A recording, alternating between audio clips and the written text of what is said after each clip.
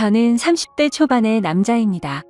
지금부터 들려드릴 이야기는 어떻게 보면 많은 분들에게 손가락질을 받을 수도 있지만 제가 생각하기에는 나라마다의 문화가 다르기에 무조건적인 잘못된 만남은 아니라고 생각합니다. 단도직입적으로 말씀드리면 저는 제 사촌 누나를 이 세상 누구보다도 많이 사랑합니다. 단순히 어린 마음으로 순간의 감정으로 쉽게 빠져든 게 아니라 제 목숨을 바칠 수 있을 만큼 사랑하고 있죠. 참 아이러니합니다. 어떤 나라는 사촌 간의 결혼이 가능한 곳도 있는데 우리나라에서는 이런 만남과 결혼이 결코 일어날 수 없는 일이라고 하니 말이죠. 그렇다고 처음부터 무턱대고 사촌 누나와 사랑에 빠져버린 건 절대로 아니었습니다. 정말 세상에서 일어나는 많은 사연들을 보면서 어떻게 저런 일이 있을까 싶었지만 그런 말도 안 되는 일이 저에게도 결국 일어나고 말았던 거죠. 부디 제 사연을 읽어주시면서 무조건적인 잘못된 만남이라고 지적하기보다는 보다 나은 방법을 알려주시거나 부디 긍정적인 시선으로 바라봐 주셨으면 좋겠습니다. 왜냐하면 굳이 저를 질타하지 않으셔도 저는 충분히 많이 힘들기 때문입니다. 저는 어릴 때부터 외가댁 식구들은 자주 만나지는 않았지만 친가댁에 있는 둘째 고모네와는 유독 가까웠고 사촌들 간의 우애가 깊었습니다. 둘째 고모가 저희 아버지와 어릴 때부터 너무 잘 지내왔기에 그런 환경이 조성되었던 거죠. 아무튼 둘째 고모네는 고모부께서 외국에서 사업을 크게 하셨기에 형편이 아주 좋았습니다. 그래서 여름 휴가나 겨울 휴가 때 항상 저희 집으로 딸들을 데리고 오시곤 했었죠.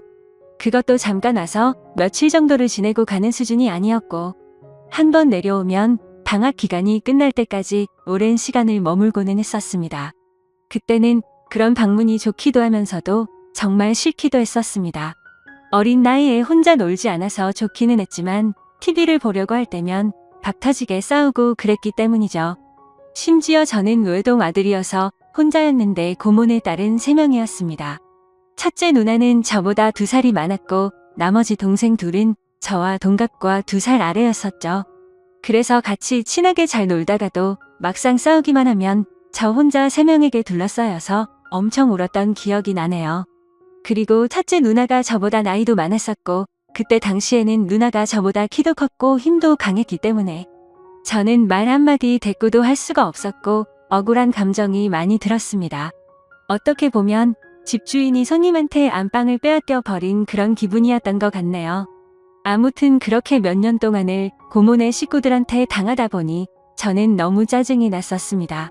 학교를 다닐 때는 충분한 시간이 주어지지 않아서 실컷 놀지 못하다가 방학에 실컷 놀려고 하면 고모네가 와서 사촌들에게 제 놀이수단을 모든 걸 빼앗겼기 때문이었죠. 지금 생각해보면 그때는 제가 사촌 누나보다 키가 커지고 힘이 강해지면 꼭 복수하리라고 이를 갈았던 것 같습니다. 그만큼 사촌 누나에 대한 증오와 분노심이 컸었던 거죠. 그런데 결국에는 제 바람과 달리 그런 복수는 이루어질 수가 없었습니다. 왜냐하면 그렇게 친하게 지내던 고모네는 고모부와의 상의 끝에 미국으로 이민을 가기로 했기 때문이었죠. 그렇게 저는 나름대로 평화를 쟁취하게 되었고 나이가 들어갈수록 그런 기억들은 희미해져 갔습니다. 물론 몇 년 동안 친남매들처럼 아주 가깝게 지냈었기 때문에 한 번씩은 연락을 주고 받고는 했었죠. 하지만 고모네 첫째 딸인 사촌 누나와는 단 한 통의 연락도 주고 받지 않았습니다. 왜냐하면 어릴 때 증오심이 쉽게 가시지 않아서 그랬던 건 아니었고 사촌 누나는 이민을 가서도 혼자서 어린 나이에 독립을 하게 되었고 자취를 했었다고 하더라고요. 그래서 굳이 따로 사촌 누나에게 연락하고 싶은 생각도 없었기에 자연스럽게 연락을 주고 받지 않았던 거죠. 아무튼 그렇게 어릴 때 있었던 모든 기억들이 희미해질 만큼 시간이 흘렀고 저는 20살이 되었습니다. 남들과 다르지 않게 평범한 삶을 택하게 되었기에 그저 그런 평범한 4년제 대학교를 들어가게 되었죠. 삶이 미지근했던 저는 1년 동안은 대학 생활을 대충 어슬렁 다녔습니다. 그러고서 빠르지도 느리지도 않게 곧바로 군대를 다녀왔습니다. 군대에서 지내다 보니 제 인생에 대한 회의감이 절실하게 느껴졌고 저는 곧바로 편입을 위해 재수를 하게 되었죠. 다른 사람들은 전역 이후에 대부분 군대에서 보낸 시간을 보상받는다는 명목하에 사람들끼리 어울려서 술을 마시고 흥청망청 놀 시간에 저는 그러지 않았습니다. 저는 정말 1년이란 시간 동안 정신이 나간 사람처럼 공부를 했습니다. 친구들이 제게 독하다고 욕을 하고 저주를 퍼부을 정도였습니다. 솔직히 그런 게 내 인생에 도움을 주는 건 전혀 없었기에 가볍게 무시했었죠. 그래서 엄마의 휴대폰을 잠시 사용해서 연락이 안 될 거라고 통보를 한 뒤에 제 휴대폰은 개통조차 하지를 않았습니다. 그때 당시에 제 하루 일과는 정말 처절했습니다. 잠을 자다가 일어나면 공부로 시작해서 밥 먹는 시간과 화장실을 가는 시간을 제외하고는 오로지 하루 종일 공부만을 하면서 시간을 보냈습니다. 그로 인해서 코피는 하루라도 안 흘리면 이상할 정도였었고, 여름에는 하루 종일 앉아있는 탓에 엉덩이의 땀띠가 너무 심각해져서 병원까지 다닐 정도였었죠. 그렇게 1년 동안 공부를 열심히 한 끝에 수능을 보게 됐습니다. 결과는 생각보다는 잘 나왔지만 결국 정말 아주 아쉽게 제가 바라던 대학교에는 떨어지고 말았습니다. 그래서 두 번째 지망하던 학교를 가느냐 아니면 1년을 더 준비를 하느냐의 기로에 서게 되었죠. 사실 말이 기로에 서게 된 거였지 제 뜻은 확고했었습니다. 공부를 시작할 때 목표는 오로지 한 곳이었기 때문이죠. 하지만 부모님의 눈에는 제 모습이 너무 처참했기에 제게 그 정도면 됐다며 두 번째로 지망한 학교로 가라고 하셨습니다. 저 또한 너무 힘든 1년을 지나왔기에 포기하고 싶은 마음도 굴뚝 같았죠. 하지만 결국 저는 고집을 부렸고 1년을 더 준비하기로 했습니다. 고통의 시간은 또다시 시작되었고 또다시 수능을 앞두고 어머니께서 오시더라고요. 어머니는 본인도 미신은 절대로 안 믿는데 지푸라기라도 잡는 심정으로 계명을 하는 게 어떻냐고 하시더군요. 저를 위해서 매일같이 기도를 드리러 다니시다가 만난 분에게 제 이야기를 했더니 이름이 뭔가 제 앞길을 자꾸만 가로막는다며 계명을 권하셨다고 하더라고요. 별로 고민할 것도 없었고 그러자고 했습니다. 제 이름에 큰 미련도 없었거니와 조금의 가능성이라도 더 생긴다면 뭐라도 하고 싶었으니깐요. 그리고 도저히 이 지옥 같은 시간을 더 이상은 할 자신이 없었거든요. 그렇게 계명을 하고 나서 저는 또다시 수능을 치르게 되었습니다. 결론을 말씀드리면 꿈은 이루어졌습니다. 제가 그토록 원하던 대학교에 합격을 하게 되었던 거죠. 그래서 제 인생은 군대를 가기 전과 후가 정말 완벽하게 달라지게 되었습니다. 그저 그런 평범한 대학생에서 우리나라에서 가장 좋은 대학교의 학생이 되었으니깐요. 그렇게 힘들게 얻은 자리였기에 저는 연애 한 번도 제대로 못한 채로 대학생활만을 정말 열심히 했습니다. 시간은 금방 흘러갔고 어느덧 저는 졸업을 하고 다행히 대기업에 당당히 입사를 하게 되었죠. 처음 회사를 입사하고는 모든 게 낯설었고 힘든 시간의 나날들이 이어지더군요. 하지만 이곳 직장도 사람들이 사는 곳이라 그런지 점차 익숙해져 갔고 사내 커플이 있었는데 그 커플을 보고 있으니 저도 모르게 외로운 마음도 들기 시작하더라고요. 제가 학창시절에 엄청나게 인기가 있는 스타일은 아니었지만 적어도 여자친구가 없는 기간이 1개월도 넘기지 않을 만큼 항상 여자친구가 있었거든요. 대부분은 오랜 시간 동안 만남을 가졌기에 많은 여자들을 만난 건 아니었죠. 아무튼 이제는 열심히 이루고자 하는 바도 일단은 어느 정도 이루는 것 같은 마음이 들기 시작했고 다른 사람들처럼 친구들도 만나고 회식도 하고 평범한 나날을 보내고 있었습니다. 그리고 주말을 앞둔 금요일 저녁 제 인생을 송두리째 바꿔놓은 여자를 만나게 되었습니다. 그날은 모처럼 회사를 마치고 친구들과 강남에 있는 술집에서 자리를 가졌고 술에 취한 나머지 평소에 거들떠도 보지 않던 감성주점의 술집으로 향했습니다. 그곳은 나름대로 헌팅을 하기에 자연스러운 분위기에 춤도 추고 술도 마시는 클럽 음악이 나오는 술집이었죠. 저는 시끄러운 곳은 그렇게 좋아하지 않는 성격이어서 별로 재미가 없었습니다. 그런데 참 눈이 즐겁긴 하더라고요. 어린 사람들이 신나게 꾸미고 와서 그런지 하나같이 잘생기고 예쁜 사람들 투성이었죠. 그렇게 한참을 놀다가 제 눈에 띄는 한 사람이 있었는데 그녀를 보자마자 첫눈에 사랑에 빠지는 기분이 들었습니다. 왜 그렇게 생각할 정도였냐면 저는 평생 여자에게 번호를 물어본 적이 없었는데 그 여자를 놓치고 싶지 않은 마음에 정신이 나갔던 건지 저도 모르게 그녀에게 다가가서 대뜸 번호를 물어봤던 거죠. 그녀는 시끄러운 소리에 네? 라고 되물었고 저는 다시 한번 번호 좀 알려주실 수 없냐고 물어봤습니다. 그러자 그녀는 죄송한데 남자친구가 있다며 정중하게 거절을 하더라고요. 그때 돌아섰으면 됐을걸. 자존심 구겨지게 친구로라도 지내고 싶다며 재차 물어봤습니다. 그녀는 다시 한번 죄송하다고 하고는 그 자리를 떠나더군요. 생애 처음으로 번호를 따본 거였는데 거절을 당해서 너무 창피해 죽겠더라고요. 쥐구멍이라도 숨고 싶은 심정이 이런 건가 싶었습니다. 그런데 그런 창피한 감정보다도 그녀의 연락처를 받지 못한 게 더 상심이 컸습니다. 또다시 다가가서 말을 걸면 이상한 사람으로 볼까 봐서 차마 다가가진 못했죠. 그렇게 조용히 술을 마시면서 그날 그곳에서 오로지 그녀만 쳐다보다가 집으로 돌아갔습니다. 집에 와서도 용기를 다시 내볼 걸 그랬나 생각도 들었고 정말 아쉬운 마음에 밤새도록 잠을 설쳤었던 기억이 나네요. 사실 스쳐가는 인연이라고 생각하면 며칠 정도 지나면 금방 잊혀져야 정상인데 그로부터 3달 정도가 지났을 무렵에도 문득 그때 그날의 그녀가 생각나서 환장을 노리시더라고요. 해변가에서 모래벌판에서 바늘 찾기라도 하는 심정으로 3달 사이에 10번도 넘게 그곳에 다시 가봤었습니다. 하지만 결코 다시 마주칠 수가 없어서 운명이 아닌가 보다 하고 포기하고 있었죠. 그렇게 아무 생각 없이 탕비실에서 커피를 타고 있다가 옆을 봤는데 드라마에서 보는 장면처럼 저는 너무나도 깜짝 놀라서 커피를 떨어뜨리고 말았습니다. 왜냐하면 그토록 찾아 헤매던 바로 그녀가 제 눈앞에 있었으니깐요. 그녀는 저를 보면서 이 사람이 왜 이러지 싶은 표정으로 저를 쳐다보고 있었고 저는 혹시라도 커피가 튀었을까봐 죄송하다고 고개를 숙여 사과를 했습니다. 그러자 그녀는 생긋 웃으며 저는 괜찮다며 본의 아니게 놀라게 해드려서 죄송하다고 하더라고요. 그렇게 어색한 인사를 뒤로하고 그녀의 명찰을 보니 저희 회사 명찰을 달고 있었습니다. 이게 웬걸 정말 하늘에서 내려준 운명이 이런 거구나 싶어서 너무 기뻤습니다. 기쁜 마음을 최대한 가라앉히며 조심스럽게 그녀에게 물어봤죠. 혹시 이번에 신입 공채로 들어오신 거냐고 물어보자 그녀는 고개를 끄덕이면서 잘 부탁드린다고 대답을 하더군요. 다행스럽게도 몇 달 전 제가 번호를 물어본 사람인 건 전혀 모르는 눈치더라고요. 저는 그 순간 이 모든 상황이 너무 꿈만 같았고 제가 그녀로 인해 고민하는 걸 상담해주던 친구에게 곧바로 전화를 걸어서 자초지종을 설명해줬습니다.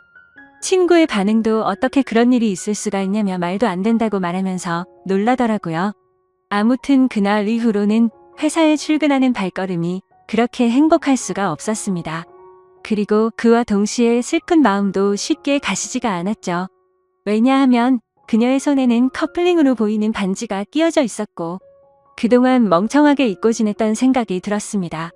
그녀는 제게 남자친구가 있었다고 한 사실이었죠. 사실 기억을 못하지는 않았지만 연락처를 달라고 하면 대충 거절하려고 남자친구가 있다고 거짓으로 대답하는 그런 거라고 믿고 싶었던 것 같습니다. 그렇게 또다시 저는 그때 감성주점에서 멀리서 쳐다만 보고 있던 제 자신을 또 보고 있는 기분이었죠. 그때 그런 생각이 들었습니다. 골키퍼가 있다고 골이 안 들어가나? 결혼을 한 것도 아니고 법적으로 문제가 되는 것도 아닌데 최선을 다해보자 싶더라고요. 저에게는 끈기와 노력이라는 제 자부심이 있었기에 그때부터 또다시 저는 불타올랐습니다. 하지만 도가 지나친 관심과 행동은 최대한 지양하였고 업무를 핑계 삼아서 가끔씩 찾아가서 업무에 대해 물어보면서 은근슬쩍 제 존재를 각인시켰습니다. 그렇게 시간은 천천히 흘러갔고 그러던 중 부서 간의 회식 자리가 잡혔습니다. 그토록 기다리던 시간이었는데 드디어 기회가 왔구나 싶어서 기분이 좋았죠. 며칠 뒤 회식이 있는 날 저는 정신을 바짝 차리고 술을 마셨고 그녀와의 사이를 더욱 가깝게 하기 위해서 최선을 다해 빈틈을 노리고 있었죠. 그러던 중 너무 긴장하면서 술을 마셔서 그런 건지 배가 아파서 화장실을 갔습니다. 볼일을 보고 있는데 바깥에서 남자 소리가 들리더군요. 너 옆 테이블에 있던 신입사원 얼굴 봤냐고 묻더니 우리 회사에 저런 미녀가 언제 들어왔냐면서 내가 고백해볼까? 이런 식으로 웃으면서 그녀에 대한 이야기를 하고 있더라고요. 그 말을 듣는 순간 기분이 너무 불쾌했지만 뭐라고 말할 수는 없었습니다. 제가 남자친구도 아닐 뿐더러 사실 제가 첫눈에 반할 정도였으니 다른 남자들이 볼 때도 당연히 호감이 갈 수밖에 없겠구나라는 생각이 번쩍 들었던 거죠. 그래서 저는 이러다가는 별의 별 사람들이 다 고백하겠다고 생각하고 조금 더 적극적으로 그녀에게 다가가야겠다라고 생각을 고쳐먹었습니다. 결국 사람들이 너무 많이 모여있던 회식 자리에서는 도저히 가까워지기가 어려워서 목적 달성에 실패했고 그날 이후로는 조금 더 적극적으로 그녀에게 다가가려고 마음을 먹고 출근을 했죠. 멀리서 그녀가 혼자서 탕비실을 들어가는 모습을 보게 되었고 저는 심호흡을 하고는 그녀를 따라서 탕비실로 들어갔습니다. 그런데 마침 탕비실에서 나오던 그녀의 커피가 제 와이셔츠에 쏟겨버리고 말았던 거죠. 순간적으로 깜짝 놀라긴 했지만 이게 무슨 횡재냐 싶었습니다. 그녀는 너무 깜짝 놀라면서 죄송하다면서 어떡하냐고 발을 동동 굴리는데 그 모습조차 너무 귀엽더라고요. 당황해하던 그녀는 제 옷을 빨아서 드라이 클리닝까지 해서 가져다 드릴 테니 자신에게 달라고 하더군요. 그래서 저는 탈의실에 있던 와이셔츠로 갈아입고서 점심시간에 맞춰서 그녀에게 제 셔츠를 전해줬습니다. 그녀는 금방 새 옷처럼 세탁해온다고 말하길래 그러지 말고 점심시간인데 같이 나가서 식사하고 맡기자고 했고 그녀와 저는 처음으로 둘이서 밥을 먹으러 나갔습니다. 밥을 먹으러 나란히 앉아있는데 기분이 너무 좋았습니다. 마치 연인이 데이트하러 나와서 밥을 먹는 기분이 들었기 때문이었죠. 그녀는 또다시 자신의 잘못을 사과하면서 어쩔 줄 몰라 하길래 저는 그렇게 죄송하면 부탁 하나만 들어달라고 말을 했습니다. 무슨 부탁이냐고 물어보는 그녀에게 오늘 술 한잔 마시고 싶은데 친구들이 전부 약속이 있다고 해서 시간 괜찮으면 회사 마치고 술이나 한잔 사주면 안 되겠냐고 물어봤죠. 그녀는 잠깐 망설이더니 제 생각을 아는지 모르는지 알겠다면서 그러겠다고 대답을 하더라고요. 대답을 듣자마자 기분이 너무 좋았습니다. 생각하지도 못한 사고로 인해서 둘이서 밥도 먹고 술도 마실 수 있었으니 말이죠. 그렇게 그녀와의 단둘이서 먹는 첫 식사를 끝마치고 같이 세탁소에 들려서 옷을 맡기고는 퇴근 후 다시 그녀와 단둘이서 만났습니다. 그녀에게 배고프지 않냐며 뭘 좋아하냐고 물어보자 제가 먹고 싶은 곳으로 가자고 대답을 하더군요. 그래서 어디로 갈지 고민하는 척을 했지만 사실 이미 그녀와 갈 곳은 정해져 있었습니다. 회사 근처에 자리하고 있는 고급스럽고 조용한 술집인데 분위기가 너무 좋아서 주말에는 예약도 안 되고 줄을 서야지 겨우 자리를 잡을 수 있을 정도로 인기가 많은 곳이었죠. 그날은 평일이었기에 저는 둘이서 조용히 있기 위해 조용한 창가 쪽으로 미리 예약을 해두었지만 괜히 그녀에게 제 속이 보일까 봐서 종업원에게 자리가 없는 척 그곳으로 안내해달라고 미리 부탁을 해두었습니다. 그녀와 저는 술집으로 들어갔고 카운터에 있던 종업원은 제가 말했던 색상의 넥타이를 보고는 저와 서로 눈빛으로 신호를 주고받았고 미리 약속해두었던 창가 쪽에 제일 조용한 곳으로 자리를 안내해 주더군요. 그녀는 자리에 앉자마자 이렇게 좋은 곳은 한국 들어오고서 처음 와본다며 좋아하더라고요. 그 말을 듣고 한국에서 지낸 게 아니냐고 물어보자 이민을 가서 학창시절을 다 미국에서 보냈다고 대답을 했고 이 회사에 입사를 하기 위해서 몇 달 전에 한국으로 들어온 거라고 말하더군요. 그래서 굳이 왜 미국에서 회사를 다니지 않고 우리나라로 들어온 거냐고 물어보자 오랫동안 미국 생활을 했는데 본인은 우리나라에서 살고 싶었다고 하더라고요. 그렇게 저는 두근거리는 마음을 최대한 드러내지 않으면서 자연스러운 대화를 이어갔고 술이 점점 취해가게 되자 그녀와 저는 서로가 농담도 주고 받을 정도로 점점 가까워지고 있었습니다. 그러다가 저는 술 기운을 빌려서 그녀에게 적극적인 자세로 물어봤죠.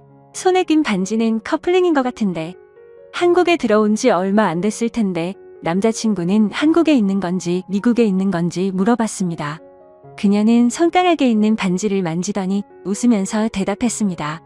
이거 미국에서 저희 아버지가 선물해 준 거라고 하더라고요. 그러면서 한국 와서 남자들이 너무 많이 말을 걸어서 귀찮은 마음에 이 손가락에 끼고 있었던 거라고 대답하더군요.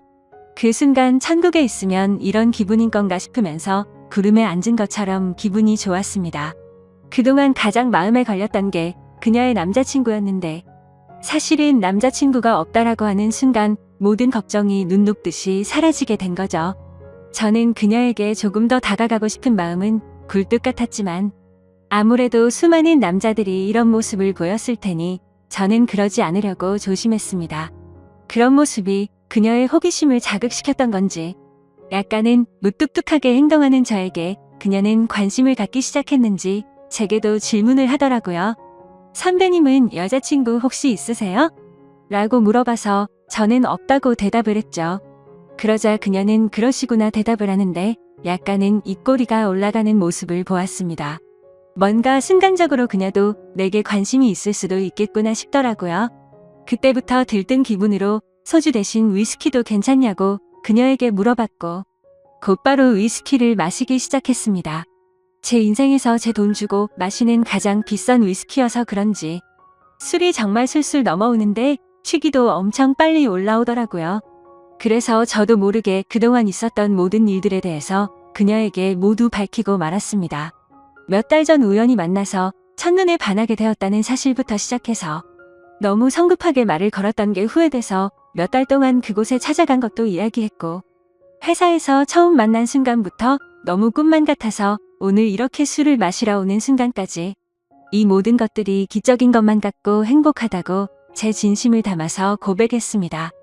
혹시라도 무슨 스토커처럼 생각하지는 않을까 걱정을 하고 있었는데 그녀는 제 진심을 알아준 건지 조용히 제 눈을 바라보면서 손을 꼭 잡아주더라고요. 그렇게 그녀와 저는 서로의 마음을 확인한 뒤로 연애를 시작하게 되었습니다. 회사에서는 평범한 직장 동료처럼 남들은 모르게 사내 연애를 했고 퇴근을 하면 세상 어느 커플도 부럽지 않은 행복한 커플로 지내고 있었죠. 그녀와 저는 만남을 이어간 지 6개월이라는 시간이 눈 깜짝할 사이에 훌쩍 지나가 버렸는데 날이 갈수록 저희 둘의 사랑은 점점 커져갔고 더 늦기 전에 가정을 이루자고 이야기가 오고 가고 있었을 때였습니다. 행복한 순간이 한순간 불행한 순간으로 탈바꿈되는 사건이 일어나게 되었죠. 어느 날 주말 아침 일찍부터 부모님께서 분주하시더니 제게 장을 보러 가자고 하더라고요. 저는 별다른 생각 없이 부모님을 모시고 장을 보았고 오늘 무슨 일 있냐며 도대체 왜 이렇게 음식을 많이 하냐고 여쭤보았죠. 아버지는 미국에 갔던 고모네 식구들이 다 같이 한국에 들어와서 오늘 저녁에 집으로 온다고 말하셨죠. 저는 순간 어릴 때 기억이 스치듯 생각이 났고 갑자기 다들 어떻게 지내는지 궁금하더라고요. 다들 잘 지내고 있냐고 여쭤봤더니 고모부 사업이 힘들어지셔서 그렇게 잘 지내진 못한 것 같다고 하시더군요. 그래서 몇 년 동안 서로 연락도 주고받지 않다가 며칠 전에 한국에 들어온다고 고모가 연락이 온 거라고 하셨죠. 아무튼 그렇게 장을 보고 나서 그동안 얼마나 바뀌었을지 궁금한 마음에 설레는 마음으로 기다리고 있었습니다. 비록 15년 가까운 시간을 한 번도 보지는 못했지만 어릴 때 기억은 어렴풋이 남아 있었으니 말이죠. 그렇게 한참을 기다리다 보니 벨이 울려 퍼졌고 고모부와 고모 그리고 3명의 딸이 들어왔습니다. 그런데 그 순간 저는 망치로 얻어맞은 것처럼 온몸이 굳어버리고 말았습니다. 그리고 마주하고 있던 한 명의 여자도 눈이 동그랗게 떠져서는 저를 바라보고 있었죠. 그 여자는 바로 제 여자친구이자 고모네의 첫째 딸인 제 사촌 누나였습니다. 순간적으로 둘 다 너무 놀랐지만 그 상황에서 아무 말도 할 수가 없겠더라고요. 식사를 하면서 이야기를 들어봤더니 고모부의 회사가 부도가 나게 되면서 미국에 있는 사업을 정리하고 지금 들어온 거였고 3명의 딸들은 1년 전에 먼저 한국에 왔다고 말씀하셨죠. 그리고 저와 사촌 누나가 같은 회사를 다니는 걸 알고는 둘이 마주친 적 없냐면서 놀라시는데 차마 할 말이 없었습니다. 마주치는 건 고사하고 우리가 연애를 한다는 걸 밝히면 누구 하나 뒷목 잡고 쓰러질 상황이었으니 말이죠. 그렇게 악몽 같은 시간이 지나가고 여자친구와 저는 주말 내내 서로에게 연락을 하지 못했습니다. 그리고 월요일에 출근을 했더니 여자친구는 병가를 내고 회사에도 나오지 않았더군요. 그래서 이대로 피해서는 도저히 안 되겠다 싶었고 저는 조퇴를 하고 여자친구가 혼자서 지내고 있는 집으로 찾아갔습니다. 비밀번호를 바꾼 게 아닐까 생각하면서 눌러봤더니 바꾸지는 않았더군요. 신발장을 보니 다른 사람은 역시나 없는 것 같았습니다. 고모부와 고모는 주말 동안 여자친구 집에 있다가 월요일 아침 일찍 두 딸이 지내고 있는 부산으로 내려간다고 했기에 여기에 안 계실 거란 걸 알고 있었죠. 천천히 문을 열고 들어서는데 암막 커튼으로 인해서 집안이 온통 깜깜했습니다. 저는 그 어둠에 대고 조용히 괜찮냐고 말을 꺼냈더니 그 순간 여자친구는 펑펑 울기 시작했습니다. 그런 모습을 보니까 저도 눈물이 나기 시작했고 서로가 끌어안고 한참을 울었습니다. 진지하게 서로가 앞으로 어떻게 할지에 대해서 말도 나누었습니다. 우리가 이렇게 만나는 게 맞는 걸까 아닐까 서로가 각자 한참을 생각해 보았지만 도저히 답이 나오지 않더군요. 저도 그렇고 여자친구도 지금 벌어진 이 상황이 너무 황당하고 하늘이 원망스러웠습니다. 사촌 간의 만남이 지구상에 있는 모든 사람에게 절대 안 된다란 정답이 정해져 있다면 군말 없이 따랐을 텐데 이런 경우에는 나라마다 다른데 이걸 어떻게 해야 하는 건지 너무 혼란스럽습니다.